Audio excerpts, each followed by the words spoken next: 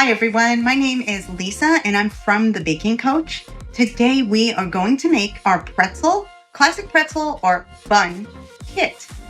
In the past, you would need all of this to get ready for baking, but not any longer because we made it so simple and so easy. I have all of the ingredients pre-measured and ready to go. So let's get rid of this.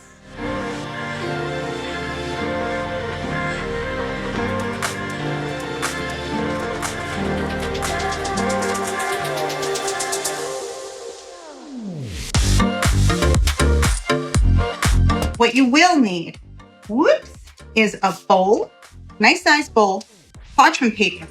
We provide that. Let's open up our first packet, which contains 2 sheets of parchment paper, a pair of gloves, and a craft stick.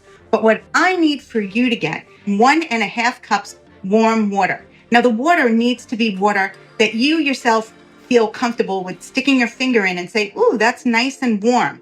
If you put your hand in or your finger in and you touch it and it feels hot, that's way too hot for yeast. Yeast water should be about 105 degrees, maybe 107. So it should feel warm to the touch for us. You don't need a thermometer, you just need your hands. If you can get 2 sheet pans, that would be great.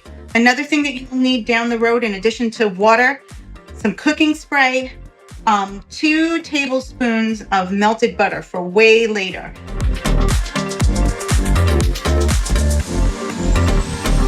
Number 1 packet, which I have right here, and I've opened it already, is our yeast. So we're going to put that in. Right now, your yeast is fast asleep. It is just sleeping away. So what wakes up yeast is 2 things. Number 1, sugar. Number 2, water. Let's get our water in. And we have our sugar and our water. Pour that right into the bowl. Now what's going to happen is the yeast is all of a sudden, imagine yourself sleeping and getting some water splashed on your face. So they get startled. So when it gets startled, it's like, oh, I've been sleeping for a while. I think I'm hungry. That's what the sugar's for. So the yeast, now that it's awake, it's going to start and eat the sugar. So this is what it looks like when it first goes in your bowl. And you don't want to over stir this. Now this poor little yeast just woke up. If you stir it too much, you'll make it dizzy and then it won't work as well. So just gently stir it a little and then let it sit for 5 minutes. So I'm going to put that over here, switch bowls, because now I have yeast that's been sitting for 5 minutes. And as you can see, it's a little foamy on top. And that's the way your yeast should be, because it's eaten the sugar and it's grown big and strong. And that is what yeast does. And it's going to continue to grow and build all through this process. Okay. So the yeast right now is growing nicely. Now we're going to add in some more ingredients because it can handle it.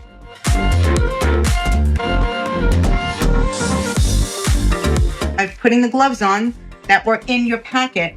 I'm going to get our number 3, which is our flour mixture. So this is a mixture of some flour and some salt. So let's get that in there. I'll put that to the side. We're going to use our craft stick and we're going to stir it up like that. Now the craft stick is just to get it started so that it doesn't stick all over you. There we go. Once the craft stick becomes ineffective and the dough really gets hard to move around, then just stop using it and start squeezing the dough with your hand.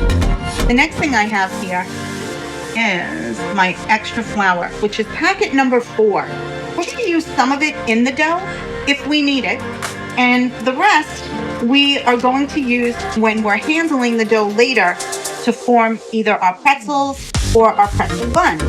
This recipe makes 8, either 8 pretzel buns or 8 jumbo pretzels. Okay, so this dough is looking pretty good. It should be a little tacky, but not sticky. Did you see how fast that came together? See how simple this is? Okay, but it's a little on the stickier side because if it sticks to my glove just a little bit, I'm going to add in just a little bit more flour. Just pinch in some flour. Don't overdo it with the flour because you're going to need some later. The water hides in the middle of your dough. So you want to make sure to give it a good squeeze, because if your dough's too sticky, it's going to be too hard to form pretzels later. So what you could do too is pull the dough inside out, just making sure you're hydrating the dough equally. There you go. See how I'm pulling it inside out? And now it's pretty sticky here. So let's take our flour, add in a little bit more. You'll probably use, if I had to guess, if you measured your water correctly, you'll use about half of this extra flour for rolling. If you measured your water a little less, you may not need as much flour. So you really want to be able to hold that dough, and when you let go, it just drops out of your hands without sticking to your gloves. So we've achieved that goal. What I'm going to do with the extra flour for rolling, I am just going to put it all on top of my dough, just like that, and give my dough a good coat. Cover this entirely with plastic wrap, and you are going to let it sit for 45 minutes. Keep your gloves available. I'm just going to put them right there. You could even go an hour if you want to, but minimum 45 minutes, but no longer than an hour. Set that to the side, and now I'm going to bring over some dough that I made earlier. Hold on to this plastic wrap, some of it. Now, if you can see, the dough has risen and doubled in size. Let me bring back this other bowl here. So the dough is much larger here than here.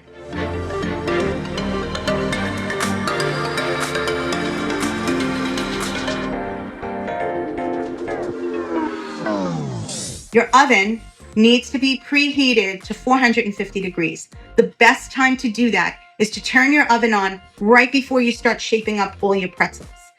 So here, I'm going to keep this plastic wrap to the side for a little while. I'm not going to get rid of it just yet.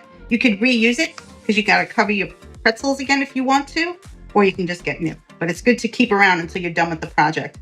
So here's our pretzel dough. I'm just going to use the craft stick again to just divide this dough in half.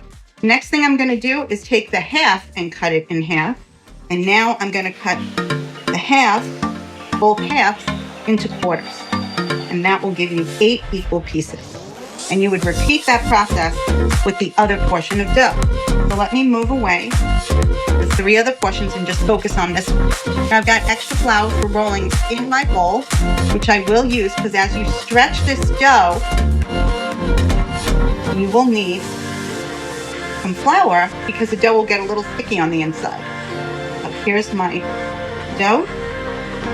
Now, the next thing you want to do before you start to form your pretzels, take a cookie sheet and spray it with cooking spray. Okay, get that parchment nicely sprayed. And now I've got my pretzel dough rope. And it should be, if you have it on diagonal of your parchment paper, it needs to measure the length of your parchment paper on a diagonal. Okay, this would be going straight across, but you want it on a diagonal because that would be the longest space. Then what you want to do is make a U. And then at the end of the U, you crisscross it over and then twist it like that.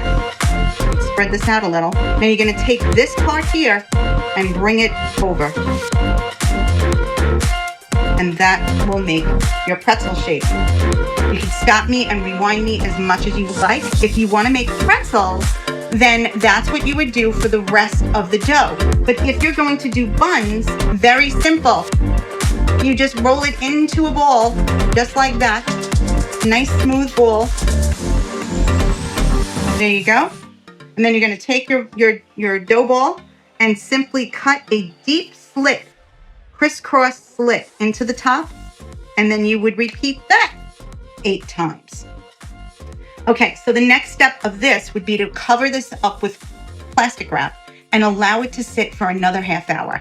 That step is traditional, but it's also optional. If you want to bake at this point, you can, but I do recommend sitting for another 30 minutes. But if you can't wait, you can bake them. They just won't be as light and fluffy and delicious as the other one. So the next thing I'm going to do, I'm going to get rid of my flour, and I'm just going to add to this bowl here 2 cups of warm water. This is the final execution of making pretzels. So the next thing I'm doing, where did I put my scissor? Here it is, hiding. Okay, this is number 5. You're going to take your baking soda, just like that. Put it in there. Take your craft stick. Oops, I don't need a spoon because I have my trusty craft stick.